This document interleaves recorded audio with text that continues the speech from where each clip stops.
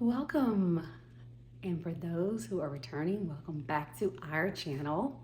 I know it's been a little while since I have posted a video, but it's time to catch up. So let's get into it. Hello. Well, we're going to have an intermission at the beginning of this video, and it's just to cover our legal ramifications, and that is going to be a disclaimer that will appear on the screen, and I'm just going to read the disclaimer. The views and opinions expressed in this video are my own, which are not directed at a specific entity or party, and do not reflect the views or opinions of any affiliates, corporations, employers, institutions, or organizations. Now that we have that out of the way, let's get into the video.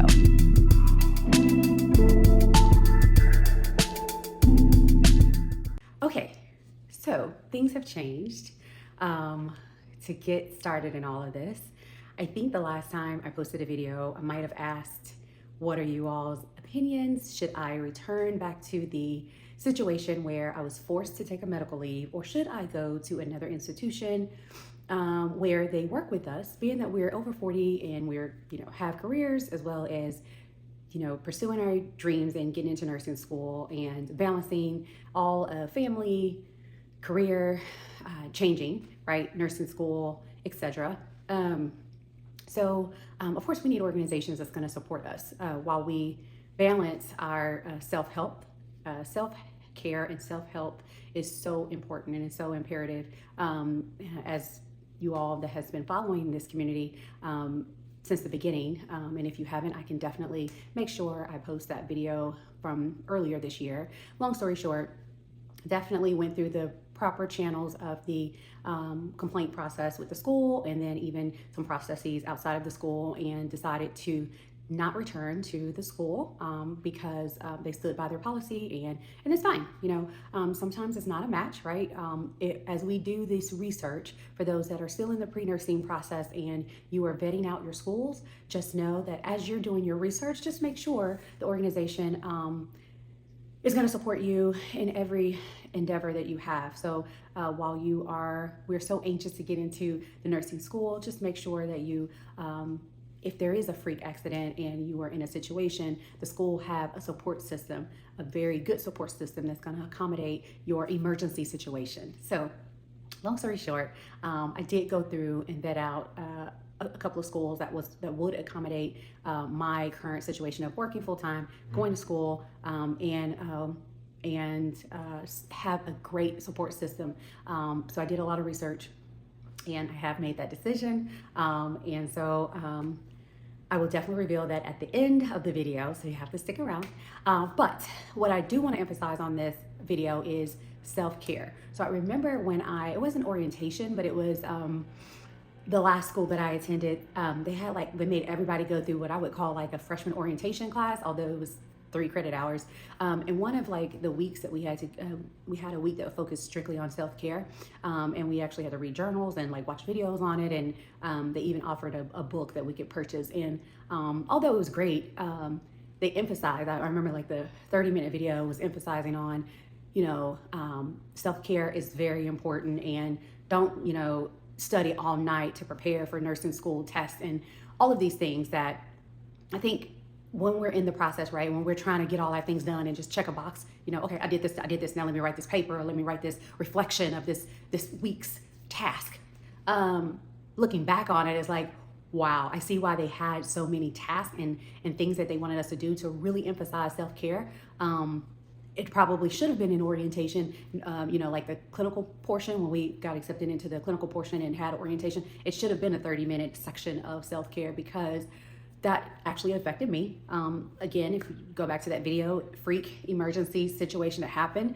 And it is something that we, especially at our age, definitely have to be cautious as we're balancing so many stressors, right? We have so many stressors going on that we must be careful, and we must make sure our health, that's mental, physical, emotional, the stress, all of those things we're balancing effectively and and making sure they all stay in balance, especially as you know, in this age range, we are females are going through the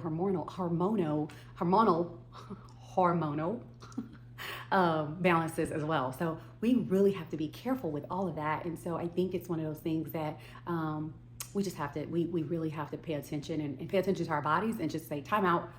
I need to pay attention to what I need to do. Maybe I need to stop doing this or change this up or do something different with this. So with all of that being said, I challenged myself to do Dr. Bobby Price 30-day detox. I signed up for it. I don't know if you ever heard of it, but literally, guys, this is 2 teas that you have to infuse. Basically, you have to infuse these teas in like boiling spring water. You have to boil spring water from the source, get water from the source, and boil the water, put it in a 32-ounce mason jar and let it sit overnight. You get like 2 tablespoons of this, like each from each little deal here. And then I'm gonna show you the ingredients. Like, this is crazy, this ingredients. And I say crazy as in the bitters. They're like bitter, like extremely bitter. And he wants you to drink 32 ounces of this each.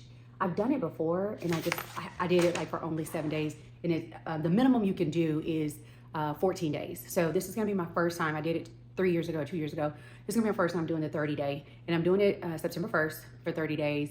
And what I end up buying this time to make it easier, because you know, when you're putting these are like herbs, right? So you have to drain it once it's ready to drink this 32 ounces each. So that's 64 ounces of tea. And it is going to like really, like, you know, in animals, like you have a dog, you have to go get it dewormed. It's literally going to take out all the parasites or, you know, detox your body. And it really works. But what I did, I ended up buying one of these like tea kettles that, you know, have a filter at the top. So it'll be easier once I let it infuse. I can pour all the gunk, all the tea and the stuff in here. And so as I'm drinking it, I can filter it out. And so I'm ready this time. It was, like I said, the tummy tea tox. This one is like, it tastes like you know how you have to burp and the food kind of comes back up? That's how it tastes every time you swallow this tea. That's just the best example I can give. And then like indigestion. And then the Parasite Candida Cleanse tea. This one is, it's kind of like, it's okay. Like if you compare the two, the Parasite is like, okay, it's just, I can deal with that one. So this is my challenge to kind of prepare myself, because I start my new program October 1st. So that's just gonna get me ready, get my body right.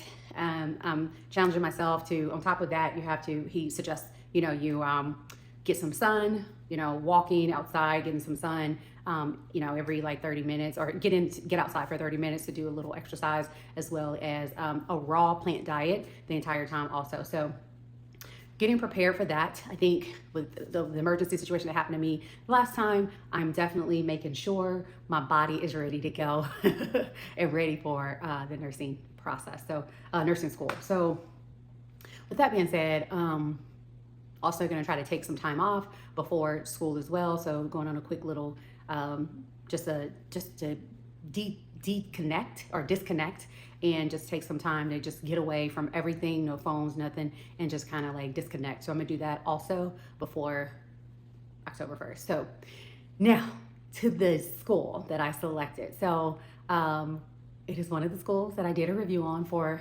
one of the top schools for working career changers, nursing schools, because the coursework, the didactic is online, and the clinicals are done locally. And that school is, are you ready? Are you ready? It is Western Governors University. Yay! Why did I choose them? So Western Governors University, when I went on Reddit, listening to videos, and also just allnurses.com, and also Facebook, I've heard so many stories of individuals who had to take a break, whether it's because of whatever, pregnancy, just a death in the family, a fire, like their whole, you know, their house caught on fire and they just had to go to Salvation Army and stay, or Red Cross, or whatever the case may be.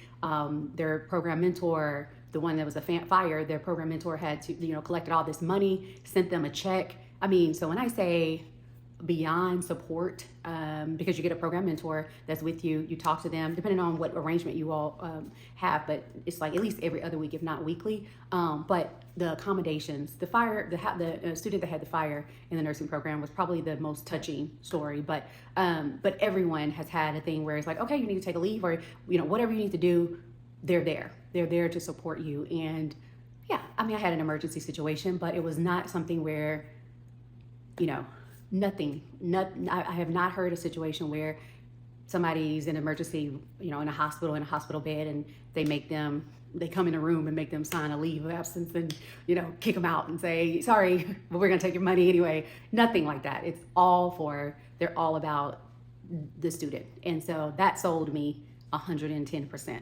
And so wanted to make sure you all knew that, because I went through that admission process for a third time. That's WGU stories, just the story I'll have to share another time. I don't want this video to be long. I will update my tracker to include the actual courses they transferred, because I literally transferred everything in. So it will take me almost the exact amount of, it's the same amount of terms, but the crazy part is, I think when I first started the process, it was gonna be sooner, but I think I'm right at, because WGU have like 6-month terms, I think I'm literally like 1 month off. If I stayed with the other school, I literally would have been graduating like 1 month sooner. And I would have had to go to campus, go to these clinicals at night, and they're like 6 in the morning, I think, like starting at 11 a.m. or p.m. to 6 or 7 in the morning, and they could be, 2 hours away. But in the WGU situation, they just tell you, hey, you may have day shift, night shift, whatever. But it's during a 3-week period within the 6 months term. And so you just work with your employer, and they tell you what your 12-hour shifts is going to be. And you work 3 12-hour shifts for the first week and 3 12-hour shifts maybe the second week. So that's totally different than for 8 weeks or 10 weeks, I guess 8 or 9 weeks, you're going straight, 2 or 3 days for the clinicals. So totally different, right? So at the end of the day, it definitely set me up so much better than what I was about to face with the other school. So that is my update. Again, because I have a little time, I am gonna update the tracker. So for those who are interested in WGU, I'll update that course tracker. Again, I'll make sure you can upload it for free without putting your email or anything in there. I will, when I update that tracker, I will go ahead and tell you my WGU story and how I initially looked at them. The crazy part, because again, I've been trying to do this nursing thing for a while. I think the first time I looked at them was when they first came to this area, which was probably 2010, 2011, one of them. I want to say it was probably 2010. And that's when biochemistry was in their curriculum, like prereqs, but they didn't offer it in the program. So you had to either do it at community college or through straighter line. And at that time, the local community college didn't transfer straighter line. So I was like, biochemistry, and at that time I hadn't even taken general chemistry. So I was like, this is crazy. So yeah, 2010, I mean, gosh, that's 15 years ago. So they totally have changed the program. I think they substitute pathophysiology now for biochemistry. So this video is almost 20 minutes long, so let me let you go. But definitely excited. I definitely wanted to share with you all the good news and what has happened with the situation. And there will be more updates. It's several students out here that have done very thorough WGU videos, so I'm gonna share them with you all. If you wanna follow them, they've done like from orientation to each course, which is awesome. So I'm probably not gonna do as detailed as they have, just because the content is out there and I think they do a really good job. But what I will do is share the information that will be helpful for us in our community every 6 months, what the terms are like, what was the most helpful resources, and how I can help you get to that if you're interested. I'm also going to share the resources that I found helpful if it's, what program you're in. So definitely give me feedback. Definitely send, add comments. Let me know what's working. I barely have comments on these videos, so that's another thing. Also, if you are on TikTok, definitely send me messages. Let me know what you like,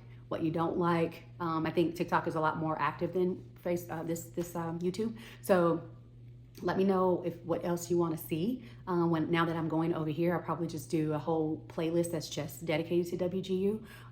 So you let me know what's beneficial for you, or do you want more details on what's the best resources for passing fundamentals, ATI type testing. What do you want this YouTube, our community, to be, so I can give it to you. I look forward to hearing from you. Until next time, be blessed, stay safe.